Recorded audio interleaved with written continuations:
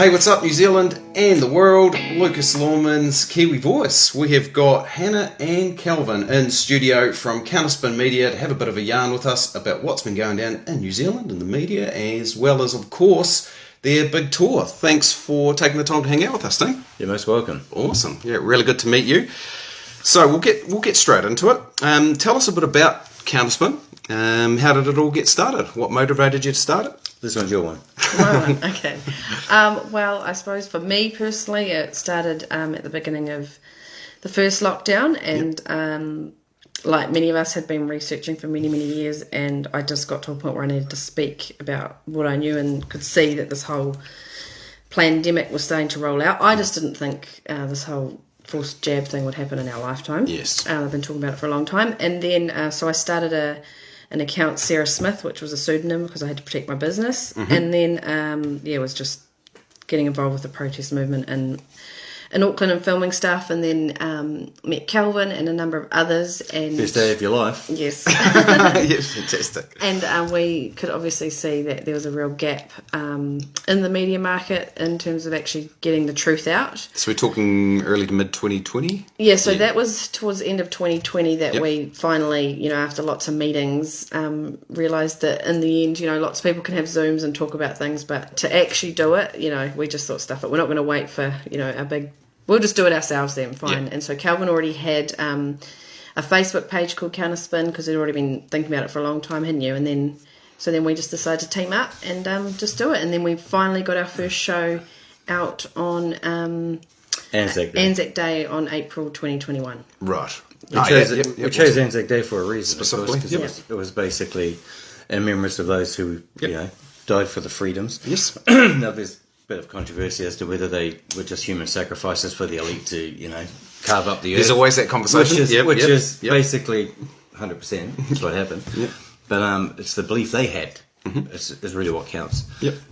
So it was like, okay, we've got one more battle to fight, and that's for home. Yeah. Awesome. So did you start off independent straight away, like through your own website, or did you use one of the major platforms at some point? Or we didn't use a major platform. We got... Luckily, through Hannah's contact, we got a free use of a studio, and some tech support. Yep, that's when how we got the first one underway. Yep. Then over time, we, with all these lockdowns and stopping you going different places, Counterspin, of course, was registered, so can go through borders as well, being media. Yep. Until they realised Counterspin was not a lackey. Right. It's not a pay-to-say platform, so it's just like, from then on, they tried to hinder everything we did. Got you.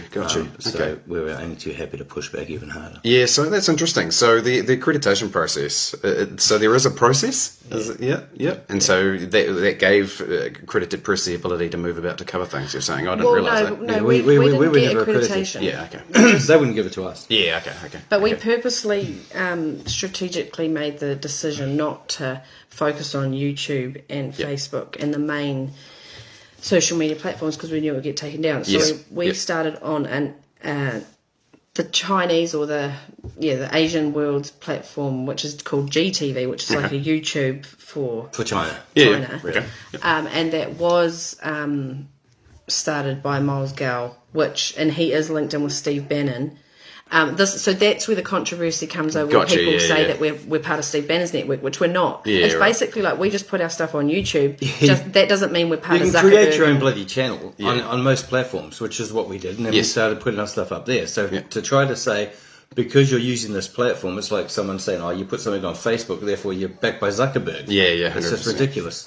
Himalaya New Zealand, they ended up pushing it out through GTV, but it was like... They just build something out of nothing, right? It's just like, kind of, if we put a video on your channel on YouTube, if you had it like that. It's just, it's nothing. So anyone who hates you suddenly hates us because we're associated. That's of course, 100%. It's like anything else. Throw enough shit, some will stick. They'll find whatever they can to make that narrative work. Exactly, if they do if they don't like you the way things are going. Or it's like, because now we're on Alex Jones, like 6 months in, we got onto the band.video network, which is pretty good. Yeah, that is cool. That's kick ass. Yeah. But again, Alex Jones doesn't fund us. He doesn't have editorial control. Like, we just upload onto that. For the record, we wish they did. Yeah, great.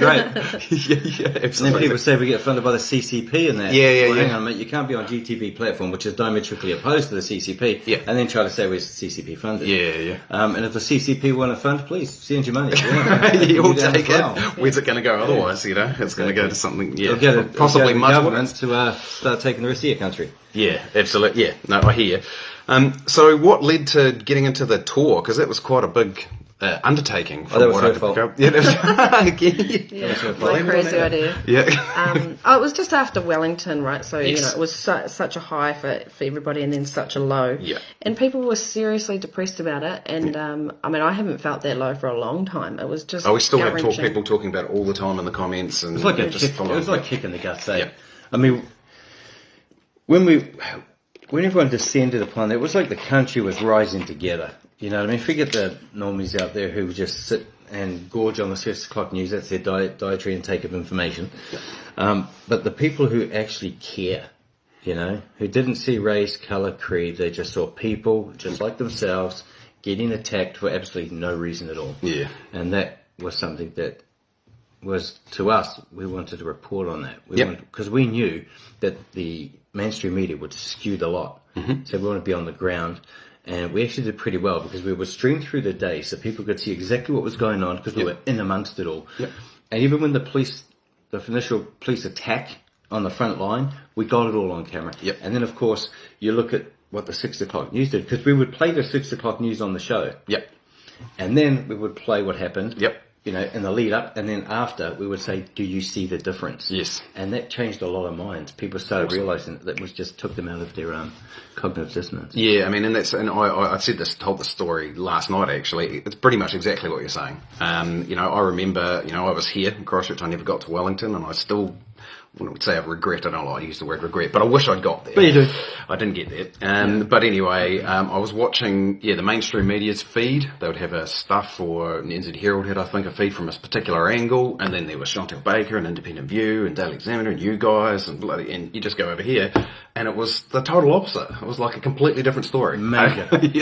And you could see it happening in real time, and I was like, well, that's the death of the media officially, that's it. I even commented that when we're down there, I said, that's it. We now have the narrative, and they're not getting it back because we're on the ground. And and you're right. TV1 on there had a camera fixed up on the balcony. All they were seeing was this. Yes. And just like as the protests and not really a protest really. It was us going back to say we want everything back. This isn't yours by right. It's ours. Yep. You're meant to be there to represent us. Mm-hmm. You're meant to take the common will of the people into Parliament and do what the hell we want done. And if you can't do it yourself, you elect the uncommon intelligence to get it done. If they can't do it, keep recycling until you do. Yep. Simple as that. But they've decided they are the masters, we're the slaves, and that's how it's going to work. Well, lost sight of it completely. We all have different ideas. And Wellington was a result of that. Yeah, no, I hear that, and that's a perfect explanation from where I sit as well. I'm totally with you. I make that comment a lot on Kiwi Voice, is that we've lost sight as a society of what the whole system's meant to be like. Like I say, we elect them; they're supposed to serve us, spend our money to do what we want, and it's not happening that way, and it hasn't been for decades. But it's really starting to come to a head. So what are some of the highlights of the tour? What did you see on the tour when you're in it? Because you got some packed rooms I saw all over the place. We called it the Let's Not Forget tour because we wanted to remember Wellington and we wanted to remember our forefathers and also all those who are struggling because of this whole COVID-19 rollout. Scam. And also that, we've got a Bill of Rights and we've got to remember what our true freedoms are and our true sovereign rights are as human beings. So we went around and we gave people a platform to have their say, and so we worked. It was really actually cool. Like, it's the people. The people was the highlight for me, and working with locals on the ground in the area, and they knew who the key speakers were, or who had a good story, whether it was vaccine injured or job loss, or someone like we had Amy Benjamin, the lawyer from AET, kick it off in Auckland, so she really knows about the legal side of things. She's amazing, actually. Yeah, awesome. Yeah, so it's just the people, and then all the people that took us into their homes, that because we didn't have a budget for motels and hotels for the team, so we stayed with the people of New Zealand. Awesome. Got by on the sniff of an oily rag. Yeah, Sometimes there was no oil on the rag, but still managed to stretch it. And the bus was a highlight for me too, like being able to get the bus from having that crazy idea to actually getting it all kind of crazy, Kelvyn's friend Mike loaned us his bus and it really needed a lot of work, and then to see I saw bits of that. I saw bits of that story. And to see it transform into what it was just phenomenal. And just all the people that came on board to be part of the team in the end, we had 12 or 13 people along the way. That's absolutely incredible. You had mechanics, you had auto electricians, you had the painters, you had decal people. Everyone came in, even a plumber in that. Yep. Just come in and made that bus, because it started off, it was like, geez, is it going to make it down the road? And then it got better and better and better. And then by the time the tour was closing, it was perfect. Top shape, And then so she makes the remark, we should do a 2.0. Yeah, right. And right at this stage, we're almost ready to string each other up. Yeah. That was not. Because how long did it go on for? 2.5 months or something. 2.5 months, yeah. Wow. Yeah, because it was, we started the pre-tour on 23rd of April, and we finished up, I think it was June 19th. Yeah. Something like that. Yeah, full on. It was a big one. So again, it was like we kicked it off on Anzac Day, so it was like a 1 year anniversary for us, and then another good kind of, symbolic day to start. And I think Wellington 2.0 should be Anzac Day. Yeah. I hear. A lot of people are calling for that. A lot of people are. I see that. There's various protests or Freedom of Rights Coalition talking about going back to Wellington, but I think they've done a few times since then. I think that's the 23rd, eh? Yeah, I think so. So, you never know what is in the near future with the way that things are out there. I can't see it slowing down. I really can't. I mean, people have now got a taste of what they can do when they unite. Yes. And like yourself, there's a lot of people who wish they could have gone. But circumstance, like some people, you still got to work. People still got, because it was a time they hadn't quite ruined everybody. Yeah. They're getting to that stage now. Like I said, they want the majority of you dead, the rest enslaved, so they become battery farm humans feeding their machine. That's the big end. What's reorganisation of the world? They've been doing it over decades. Yeah. And unfortunately, we've got politicians who are bought and paid for, political whores who have sold us all out. We're getting to that. We're looking to cover off that on a separate video. So I recently did I tried to do an explainer on why we're protesting these continual protests. Yep. A lot of comments come out, and they continue to come up, about WHO, about WF, about the UN, about all that stuff that's swirling all around us. It's all one It beast. is, And those are different tentacles. Yes, exactly. So I'm looking to try and get together a decent explainer for that too, but I think it'll probably be an hour and a half of me talking, probably, or longer. It's just it's crazy, and how far back we could go, and where they're up to, and what's going on in Netherlands and Sri Lanka and Italy and Germany and all that now. It's all it's chaos. So. Not that you'll know from the 6 o'clock news, because they're not showing No, of course not. No, not at all. But they do tell you that you can be a chick if you want. The wokeness. The wokeness. That's a whole other thing again. Yeah. I just watched day before yesterday, What Is a Woman? It was very good. I was like, wow. It was incredibly well put together. And it shows you the academics saying how dumb they are. They've been educated enough to be stupid. Yeah. We had to go to Africa to find out, to get a normal explanation that a woman is an adult female. Yeah. That can have a baby and feed a baby. No one would answer the question. Yeah. It was blowing me away. It was crazy. Going back to the talk, you go and talk about that stuff for ages. So you said it was about 2.5 months. So started right at the top of the country and come all the way and finished off on Bluff. That was the situation. And then we went up the east coast towards the north, came down to Taipa, Whangarei. Yep.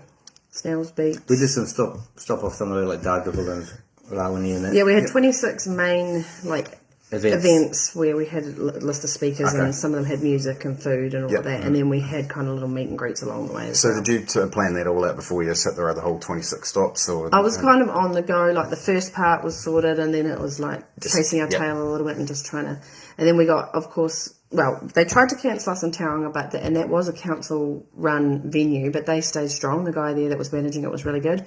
But then, the cancel culture really hit down in Dunedin and Invercargill. Right. And okay. they had Antifa down there. Yeah. Bringing up, getting their trolls. The big thing happening in Dunedin with Antifa, it's so... Dunedin, of course, the bedrock where Michael Baker is, and that for the most misinformation over this whole scam there is. Yes. And I mean, they've had 9 grants since 2011 from the Bill and Melinda Gates Foundation. That I know for a fact. It's feeling easy to find that info now, yeah.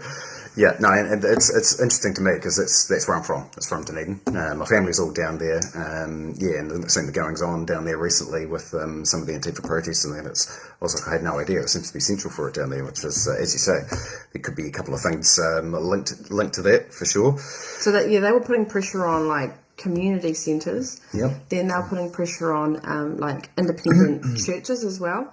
So we actually had a church that was holding events for freedom fighters, generally meetings, and that was fine. Yep. Then the call came in, because I was like, hey, can I just speak to the actual pastor just so that he knows exactly what's going to come down the line, like to be completely transparent, so that he knows they're going to call us white supremacists, they're going to call us far right, neo-Nazi. Let's do a haircut. Yeah, standard stuff, standard stuff. But the lady said, no, it'll be fine. And then within 20 minutes of it going out and being advertised, he was like, nah, you got to pull it. And I'm like, tried to have a conversation with him, he wasn't really into it. And then another church, he was fully keen to stand, and he knew, the pastor there knew exactly what was going to come, and he was like, no, this is what true Christians have to do. Then he, at 10:30 at night, he got a call from Auckland, the kind of ruling council or whatever for that, for Elam churches. Gotcha. And they basically said there is no way. He was really apologetic. Yeah. Saying, look, I'm sorry, higher up has sort of said, put the kibosh on it. Yeah, right. And that's the problem with institutionalised religion. Yes. They're just religious whores. Yeah. We've got political whores, we've got religious whores, we've got military whores, we've got the whole lot. We've been sold out left, right and centre. Yeah, I mean, it just becomes more of a, like I say, more of a corporate structure, more of a business. And that's all it is. Yeah, which is sad. It is sad.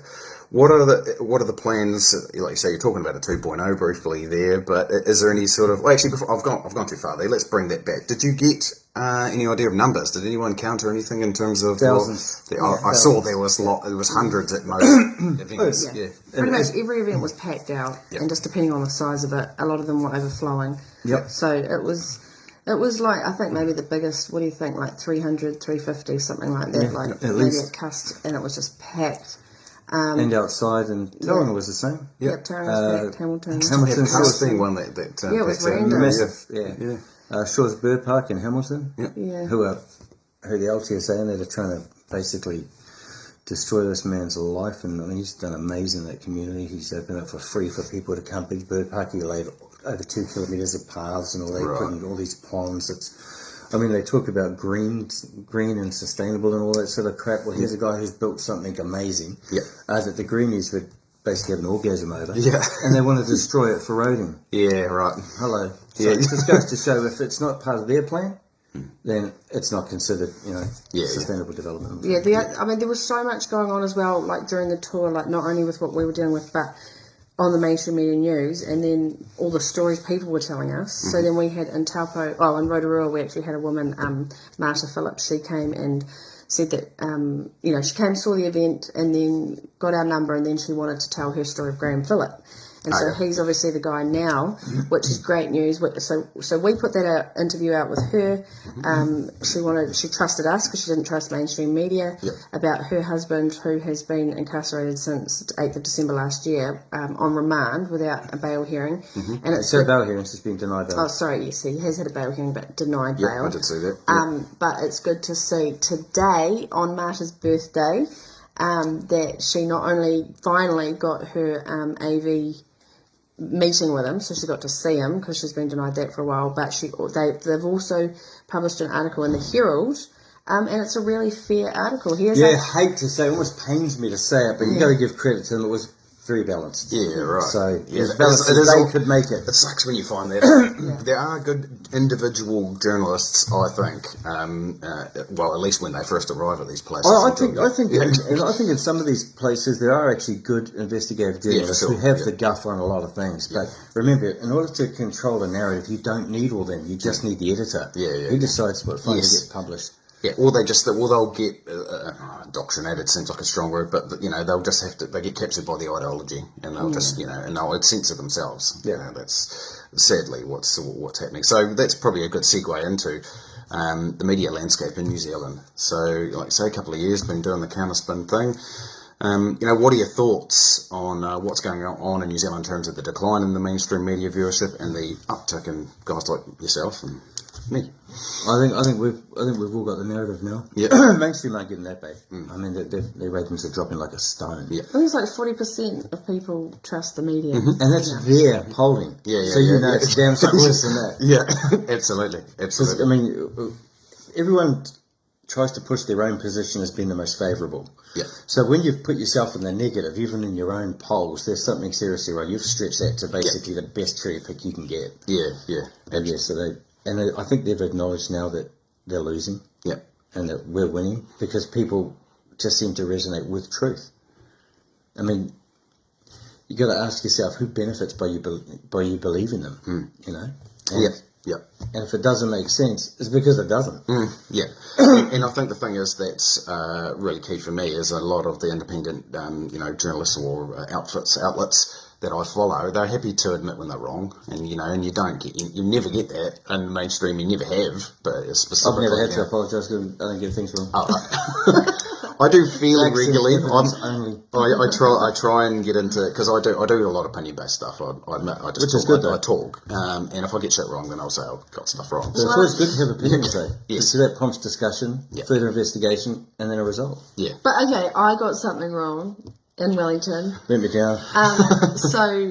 Because we had someone live streaming and getting interviewed, and we've met this guy before, and he was raving about how Tiki Tane was going to be down in Wellington. Oh yeah, okay. Yeah. And apparently he hadn't announced it on his social media, and of course, I think everyone was excited about that because all the mainstream, obviously, journalists and all the MPs and all the mainstream musicians and stuff. A low point probably needed a bit of a high. Yeah. Right, so they kind of, to have someone with such a following actually come out would have been quite exciting. And then, so I put that out, it was all going out live, and then I, got all excited about it. And then his wife, I don't think, liked it, and she put out this big thing on social media and said that we were white supremacists or whatever. But then I got in touch with Tiki, and he was exactly. See, white supremacists. Hello, another one who's gorged themselves on bloody mainstream media. Yeah. And I mean, she's not the artist. He is. Yeah. But I apologised, and he was very forgiving, and it wasn't even a big deal. And he basically said, he was actually good value. he kind of would have wanted to come, but a lot of these artists, they've got their record deals or whatever, Of course. so their hands are tied, and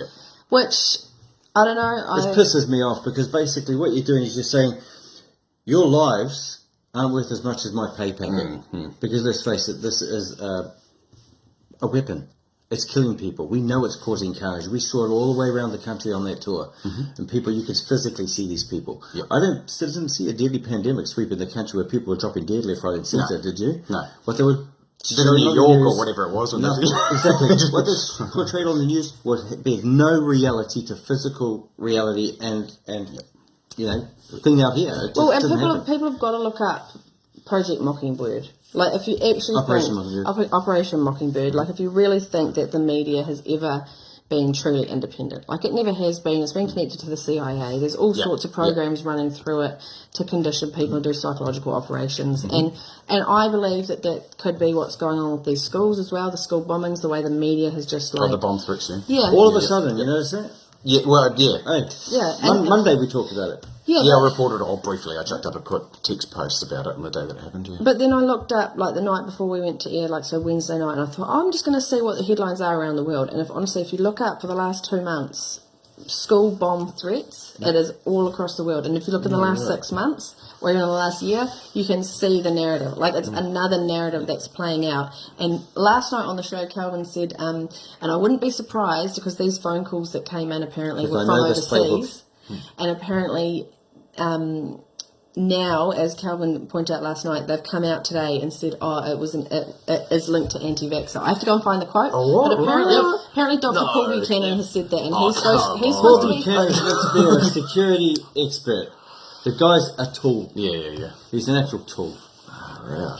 So it's just interesting to see all that play out. The other story that I think is good to see alternative media in New Zealand really getting behind is the Tokelau story.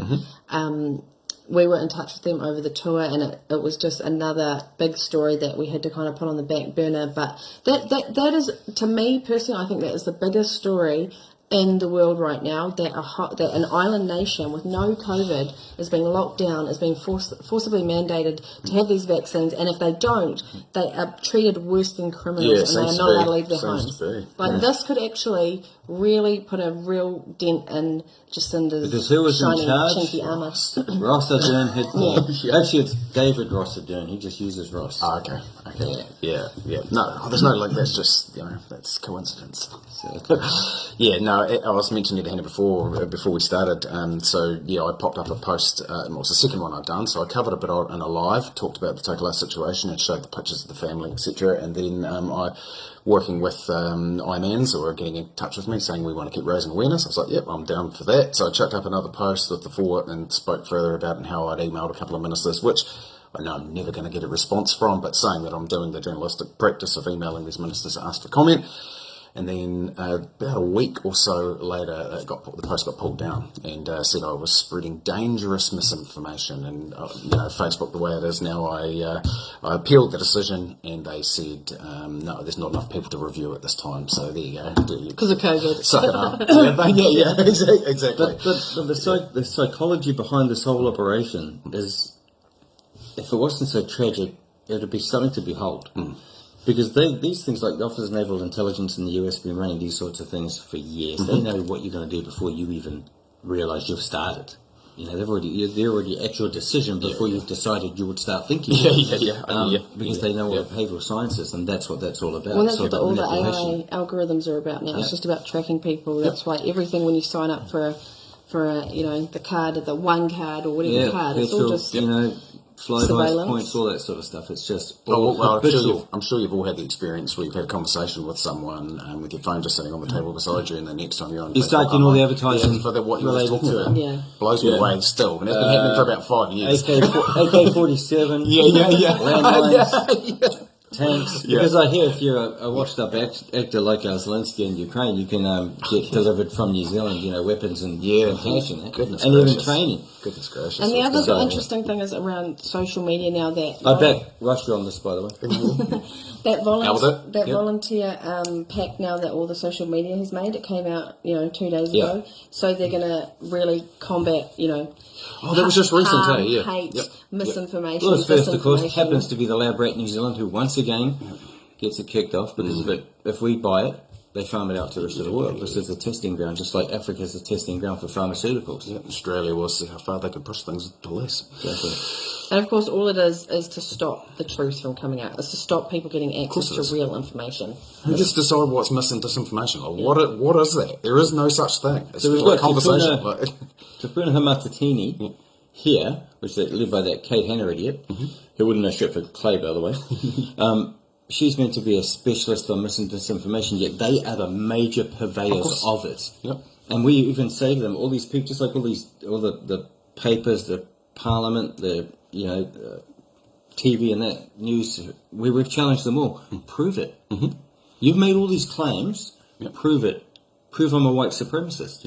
When my family's full of bloody jigaboos. Because that's how we say. They say jigaboo, they say, hey, honky. That's just how we do it. There's no offence, because we know what it's like. I'm the only one in the family who didn't cross-pollinate. Someone's going to keep it pure, guys. But, our family love each other, we'll get on. We're not trying to kill each other, but it's families.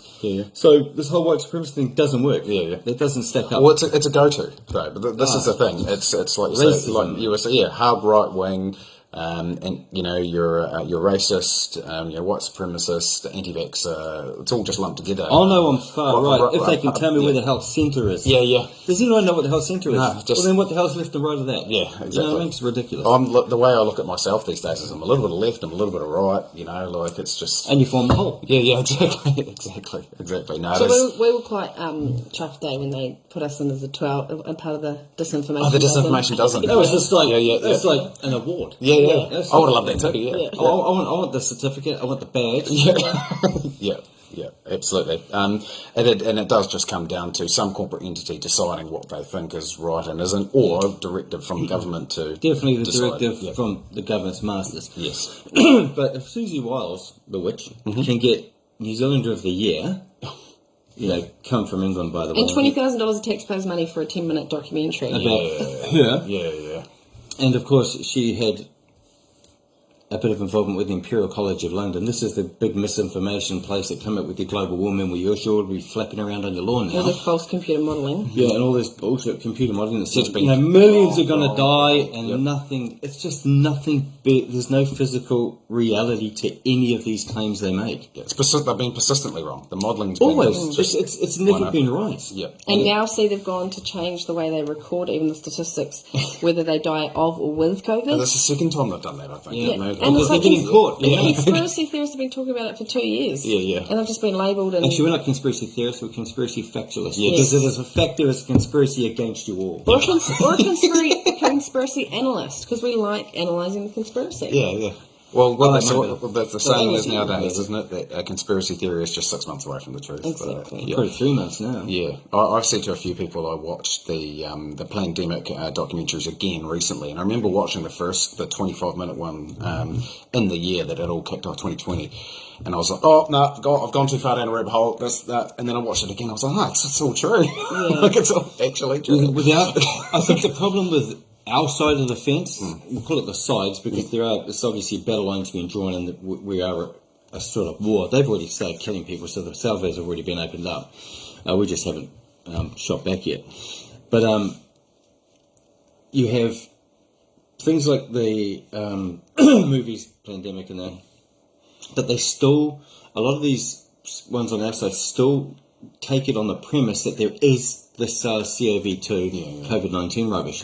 And we've said from the start, I've said, if you've had a look at Counterspin right from the beginning, I said, there is no pandemic, there never was. This was to make you shit scared to run to what they'd had already waiting, a jab. And it's the jab that will cause the carnage. And I have been right consistently. I've called their plays every single time. I've not been wrong yet. Yeah, so I watched all Dr. Sam Bailey's videos that explained the non-isolation or whatever it is, and it went a bit over my head. So I still sit in the middle of that. My thought is that there was something in terms of a virus that was released, but I think it was done on purpose and come from the lab. And yes, but for the same reasons, this is where I sit, and that is to drive people towards a vaccination. There's no doubt about that. They do have biolabs. Yeah. They do practice gain of function and all that. So that's all. Because if you're going to take people off task, you give them, but you stick basically to the truth. So that they get a feeling, oh yeah, that's credible, that's credible, that's credible. So when you do say something outlandish, you think because of your consistency of being, oh, that sounds right, that you're actually going to say, yeah, well, that's probably right too. And then the mind locks around it. It's just like with the whole shock and awe, like you saw in Wuhan lab, person fall on the ground. And of course the mind goes, shit, what happened there? So while your senses are open, wondering what to make of it, they plant the voice to say, COVID-19. And all of a sudden, your mind locks on that. And then it's what we call the layer effect after that. They just keep hammering it because they've already planted the seeds. So then they're giving it the warmth and they're giving it the water and it starts growing. And that's very hard to dislodge once someone's got that. But because some people, there's a percentage of the world that cannot be brainwashed. They just cannot. They're not wired that way. They're not wired like sheep. And they are the ones who push back. And it's tough to start with, as you know. You are attacked from every quarter, even your own. I've lost friends. Left, right, and centre. Everyone's got the story of losing friends, or or family members that don't want to talk to them anymore, or any of that stuff. I've had that. I'll just say one more thing about that Wuhan lab leak theory, because it recently came out in Vanity Fair about all the corruption and the scientists and the way that Wuhan lab leak went. And I thought it was interesting that, because Vanity Fair is mainstream, it's Condé Nast, it's like one of the big players in mainstream media. So, and David Icke put it very well. He's basically saying that, obviously there's the mainstream narrative. If people don't believe that, then they've already created the next alt narrative, which is still part of their control mechanism. Because it still deals with the virus. That doesn't exist. So then people get caught up debating, what is it, who did it, what is it, rather than what their ultimate goal is, which is to get everybody jabbed. And even a lot of people, whether they believe the lab leak theory or not, they'll still, like, doesn't matter where it came from, whether it was man-made or a natural thing, they'll still go and get the jab because they think it's going to protect them. So then we all get caught up in this kind of, rather than seeing what's really, and the whole fact that the virology since 1952 has been a corrupted science. So we've got fake media, we've got fake science. Oh, yeah, their science was getting screwed up. And we've got fake politicians that are just actors, basically. It's theatre, Yeah. In fact, so I'll explain it in the most simplest terms. I'll take a bit of this and I'll chop it off, right? That will say that's their definition of a virus, what they say, right? But this is real.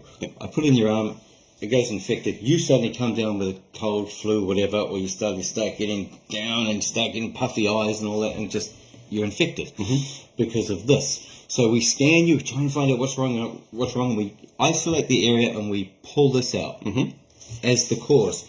We then. So therefore we've isolated it on its own. So then we put it over here and we cleaned it up before the gunk to find out what the underlying cause was, which was just that. Yes. Never mind what got built around it when you were getting infected. So just that. That's the purification. Now if I take that and I put it into a lab animal, it'll do exactly the same thing as it did to you. So what we do then is we then take it out of the lab animal, clean it up again, and there it is, exactly the same. Not what they do. They will take a bit of your lung tissue. They will then take it into a lab and they will mix it with kidney cells. They will mix it with a whole toxic soup of crap. And then what they will do is they will leave it in the lab and they'll let it culture. And then once it all breaks down, whatever fungus or pus starts coming off, they'll put that in the microscope. That must be it. Never mind, they've just put a toxic soup. That must be it. Oh, in that case, we'll put that in the computer.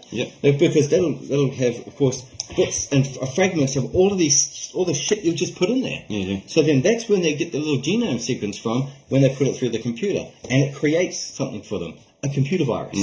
And then that's what they say, this is it. This is going to kill everyone. So it's called Koch's postulate, that Kochs postulate. That's the gold standard of isolating a virus. And they don't do that. So the whole way they're doing it is false. And of course Susie Wiles will say, oh no, Koch's postulate was 1893 or whatever to such and such, and he died before viruses were even known. But he talks about the organism. Now they're talking about SARS-CoV-2 as being a virus, and everyone knows the virus is dead, right? But they say for some reason this dead virus that's meant to be basically inert by that stage can somehow jump into your body because it's dead, so it suddenly gets zombified and animated, jump into your body and then trick you into creating more of itself. What she doesn't say, of course, is that the virus she's talking about is then in the computer and not isolated, because the purification steps for the gold standard, you can't get their way. It's impossible. And she says, when she talks about virus and wasn't being around when he did it, it does not matter, because it's the same principle. Why do you think ivermectin was said to have worked against it, when ivermectin is an anti-parasitical? Parasitical is something that's alive. That would kill it. That can't kill something that's already dead. You see what I mean? I do. I see what you mean. Wrong with that. Common sense, logic, and reason has gone. That's left the building. And instead, you've got all these idiots who have been educated, as I said, enough to be stupid, coming up with all this crap so they get massive research money to justify the positions why they're actually there. Modern day medicine is a fraud. A lot of it. Well, the bits that I continue to learn in more detail, absolutely, the whole freaking industry is a mess. And either way, just bring it back to the media, they're always going back to Susie Wiles, Michael Baker, half a dozen experts, rather than looking at NZDSOS or even talking to people like Linda Warden, who's on the front line of dealing with all these people with vaccine injuries. They'll take their license away or whatever. And they're just completely denying everything, and they'll completely crucify people, destroy their lives, take away their livelihoods. And it's the media is the whole reason why this whole thing has been able to carry out the way it has. Because if the mainstream media actually did their job, they would have got to the truth. And challenge power, which is the traditional journalist role. What did they get? $26 million in the first. I think they're about 140 something million all up.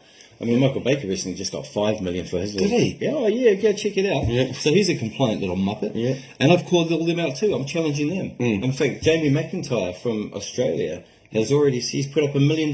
Prove it exists. Yep. You can't. That's why no one's claimed $1 million. Because believe me, if they get real happy about $232,000 for what do they call it, behavioural sciences or whatever, and all that, because I've seen the grants at Auckland University as well from Bill and Melinda Gates. Yep. Then surely $1 million, they'd think that was Christmas. Yeah. They would go after it and say, well, here it is. Give me the money. Yep. What's his name? Is it Steve Kirsch has done that same thing, hasn't he? Put up. There's a lot. They're all coming out now. Yeah. And even over here, with the doctors, they've made the challenge to show. Let's put the whole virus thing to bed. Yeah, right. The whole virus. But no, Oh yeah, of course. that's Dr. Sam Bailey and Mark that Bailey and they're good people. And Yeah, they are. She and seems Dr. lovely, yeah. Dr. Kaufman and Dr. Cowan and all that, so they're on that camp. But in terms of the media, we think it's funny now. Like every time they kind of mention us or try and destroy us with their hit pieces, it just makes people more interested, and we kind of don't. But it does care. have the opposite effect. Yeah. Yep. And same with when they mentioned us on that comedy show. Now, truthful. Have you been paying attention? Paying attention.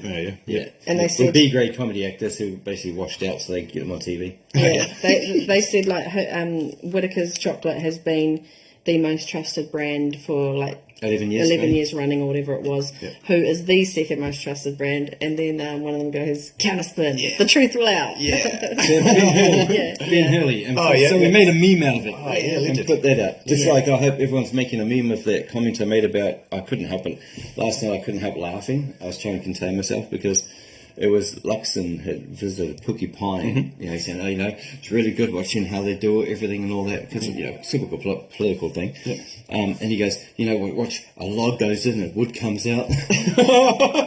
Dude, a log is wood. Yeah. Unless you've gone full green and it's plastic now. Yeah, I hate to Plastic tell wood. you. I hate to tell you. Yeah. So, But do you know so what- I said someone should make a meme, and within a few minutes there was a meme already in Of course. the thing. So it was legendary. The funniest thing about that story was, though, everybody in the mainstream media lambasted Luxon for, being in Hawaii when he supposedly when his team put that out. Yeah. Okay, who really cares? Like, we all have got things. I mean, it's about- like you can go to bloody Hawaii. Most people's lives have been destroyed with this crap. Yep. Yeah, but we all know, we take videos and we don't put them up straight away or whatever, and we might forget to put what date it was, so who cares? But the fact was, in that video, they were all unmasked. Yeah. And I thought, if they really believe their whole pandemic narrative, they should have been on his case for that. But hard-working Kiwis who were in that mill, or,